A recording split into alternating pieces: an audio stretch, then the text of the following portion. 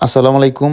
এবার আমাদের ফার্মটাকে আমরা অনেক সুন্দরভাবে গুছিয়ে ফেলবো ইনশাল্লাহ। ফার্মের সামনে যদি গাছপালা, ফলের বাগান, ফুলের বাগান যদি না থাকে, সেটাকে কিন্তু ফার্ম না মরুভূমির মতো লাগে। তো তাই আমরা সিদ্ধান্ত নিলাম আমাদের ফার্মের সামনে গাছ লাগাইতে হলে এবং ফুল ফলের গাছ লাগাইতে হলে বা বাগানের মতো করতে হলে কিন্তু আমাদের যে কবিতরের খোপ আছে, তো এটা কিন্তু আগে সরাইতে হবে। আর কবিতরের খোপটা সরানোর উদ্দেশ্য হলো, কবিতর কিন্তু সাধারণত ওড়াউড়ি করে বা গরুর ফার্মে যখন আমরা খাবার দেই এবং যেখানে আমরা টিএমআর তৈরি করি বা ইউরিয়া মোলাসেস তৈরি করি এবং যেখানে খড় থাকে, তো সারাক্ষণ কিন্তু কবিতর প্রচুর পরিমাণ ত্যক্ত করে এবং বিরক্ত করে। আপনি যে গরুর খাবারগুলো রাখবেন সেগুলো কিন্তু ছড়িয়ে ছিটিয়ে তো এদিক সেদিক করবে। তো শেষ কথা, আপনাকে কিন্তু অনেক তাফালিগের মধ্যে রাখবে। তাই আমরা চিন্তা ভাবনা করলাম, আমরা যে ছাগলের ফার্ম করছি, তো আমাদের ছাগলের ফার্মের যে ফাঁকা জায়গা এবং আমাদের ফার্মের মানে একদম লাস্ট প্রান্তের যে জায়গা, তো ইনশাল্লাহ আমরা সেই জায়গায় আমাদের কবিতরের খোপটা দিব। তো এখন আমাদের কবিতর মোটামুটি 30টার মতো আছে। তো আলহামদুলিল্লাহ বাচ্চার প্রোডাকশন অনেক ভালো হইতেছে এবং কবিতরগুলো কিন্তু সুস্থ এবং সবল আছে। তাই আমরা চিন্তা ভাবনা করলাম যে ভবিষ্যতে আরও আমরা কবিতরের খোপগুলো বড় করি। তো তাইলে কিন্তু এইখানে কোনো জায়গা হবে না। আর যখন গরমের সময় হবে, আমাদের ফার্মে যখন ফ্যান চলবে, তখন কিন্তু এই কবিতরগুলা কিন্তু মানে মারা যাবে এবং ফ্যান থেকে কিন্তু অনেক বড় ধরনের সমস্যা হতে পারে। তো তাই আমরা সিদ্ধান্ত নিলাম যে আমরা এখান থেকে এই জায়গায় দেখেন, এই জায়গায় কিন্তু আমরা কবিতরের খোপটা নিয়ে রাখবো। তো এখানে দিলে হচ্ছে আমাদের ফার্মের ভিতরে আসবে বা আমাদের যে বাড়ির ভিতরে, তো এখানে কিন্তু একটু চাপটা কমে যাবে। আমরা মনে করছি যে এটা খুব সহজভাবে নেওয়া যাবে, কিন্তু এখানে কিন্তু মানে অনেক মজবুত করে দেওয়া হয়েছিল। তো এর আগে যদি আমাদের সিদ্ধান্ত থাকতো, তাইলে কিন্তু আমরা এই জায়গায় খোপগুলা দিতাম না।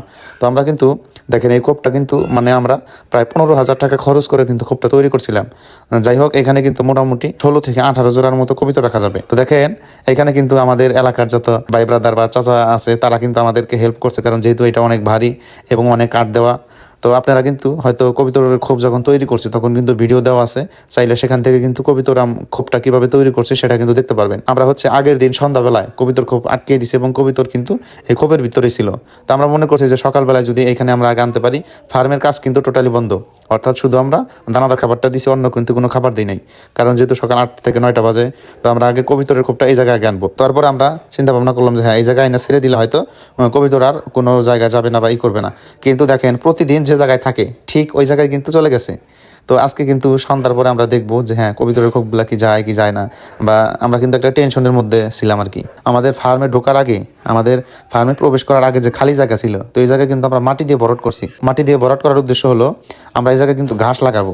তো ঘাস লাগাবো বলতে, আমাদের এই ঘাসের জমিতে কিন্তু প্রায় প্রতি বছর কিন্তু পানি আসে।